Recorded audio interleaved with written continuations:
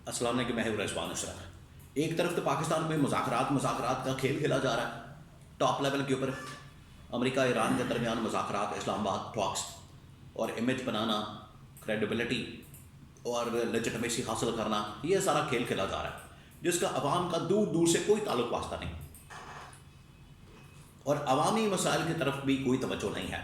अवामी मसाइल का हाल ये है कि पहले जो इन्होंने अवाम के ऊपर एटम बम मारा था, पेट्रोल का जो एटम बम मारा, उसने कमर तोड़ के रख दी अवाम की, जीना हराम कर दिया, इनको जहन्नुम बना दिया अवाम के लिए। इतने मसाइल हो गए, ऊपर से इन्होंने लोड शेडिंग का एक नया अजाब पाकिस्तान के ऊपर मसलत कर दिया। लोड शेडिंग का अजाब, फिर मार्केट बंद करने का, लॉकडाउन लगाने का फैसला, जिसकी वजह से पाकिस्तान की जो इकॉनमी है, पाकिस्तान के जो लोग हैं, उनका जो रोज़गार है वो शदीद तरीन मुतासर हुआ है। किसी का रोज़गार मुतासर हुआ है, किसी का कारोबार मुतासर हुआ है, किसी का घर का बजट मुतासर हो रहा है। लोड शेडिंग की वजह से घरेलू मसाइल, इंडस्ट्रियल मसाइल बहुत ज़्यादा बढ़ते चले जा रहे हैं। तो अवाम के अंदर बेचैनी, इज़्तिराब, अवाम के अंदर गुस्सा, अवाम के अंदर वो शदीद तरीन बरहमी पाई जाती है। अवाम इस वक्त नको नक हो चुके हैं इनकी इन हरकतों की वजह से। वहाँ पर बैठ के टॉक्स खेलना, डायलॉग खेलना, मुज़ाकरात खेलना, इससे पाकिस्तान का कुछ नहीं, पाकिस्तान को, अवाम को कुछ नहीं हासिल होने वाला। पाकिस्तान को चले इंटरनेशनल लेवल के ऊपर इमेज बेहतर हो जाएगा, लेकिन मिलेगा क्या आपको उसमें से? कोई इन्वेस्टमेंट आ जाएगी, कोई आपको पैसा मिलना शुरू हो जाएगा, आप कश्मीर फतह कर लेंगे, आप फ़लस्तीन फतह कर लेंगे, क्या होगा? तो इसके बारे में ये बड़ा अहम तरीन ब्लॉग, बड़ी अहम तरीन ये एक इंफॉर्मेशन, और इसके बारे में जो अवामी मसाइल हैं उसके पर देखिए। हुकूमतें, रियासतें जब बनती है और उनके अंदर जब हुकूमत कायम होती है तो वो किस मकसद के लिए होती है?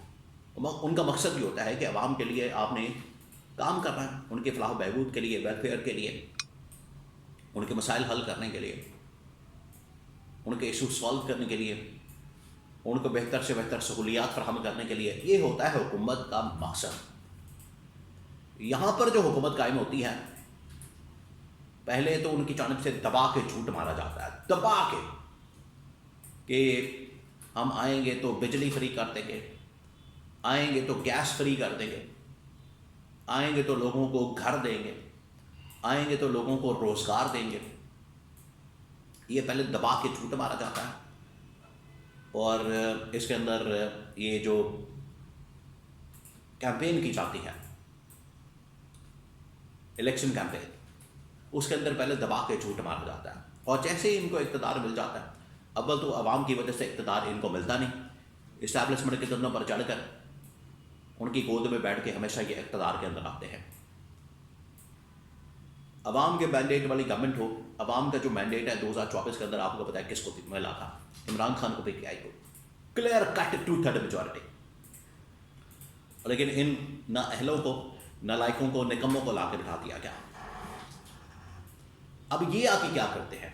मैंने आपको जिस तरह से पहले बताया कि अवाम के मसाइल को हल करना हुकूमतों की जिम्मेदारी होती है। ये क्या करते हैं? ये आके पहले देखते हैं 6 महीने, साल, देखते ही गुजर जाते हैं, फिर मसाइल बयान करना शुरू कर देते हैं अगले 2 साल कि मसला ये है, मसला ये है, मसला वो है, मसला वो है, हमें ये मसला है, हमें वो मसला है।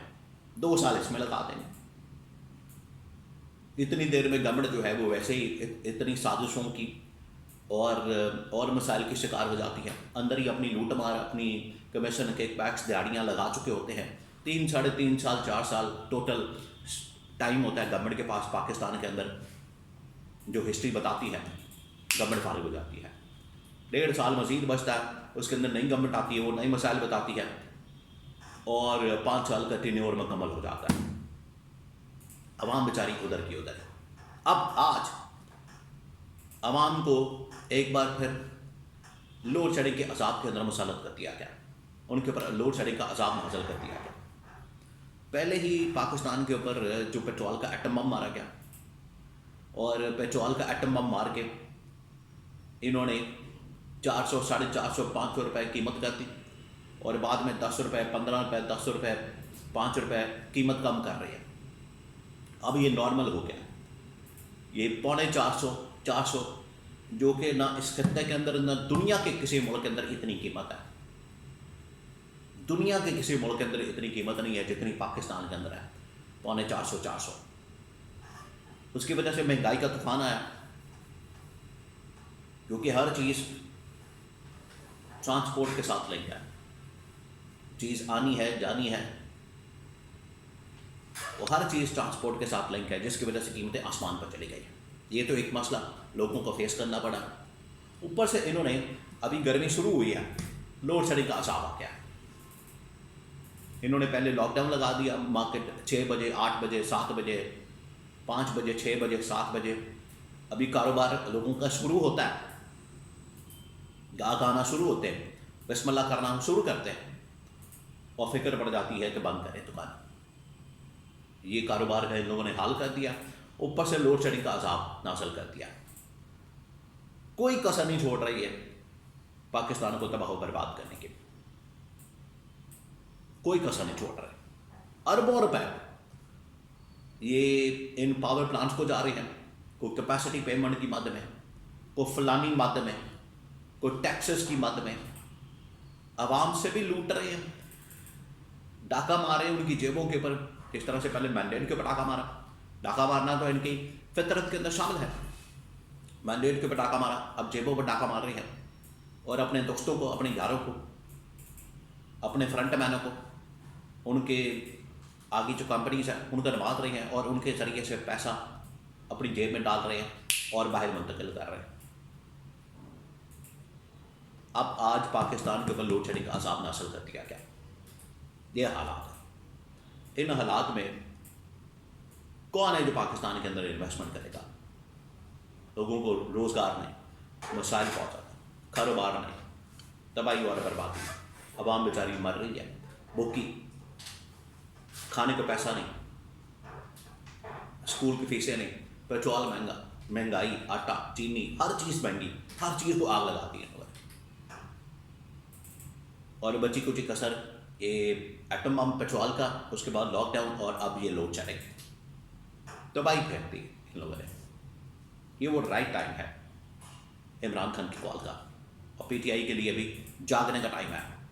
वो भी अपनी नाकामी से बाहर निकले, अपनी सुस्ती काहली से बाहर निकले, लोगों के साथ खड़े हों, ताकि इस हुकूमत को, इस रजीम को नालायक, नाअहल, करप्ट और गैर आइनी, गैर कानूनी को घर भेजा जा सके।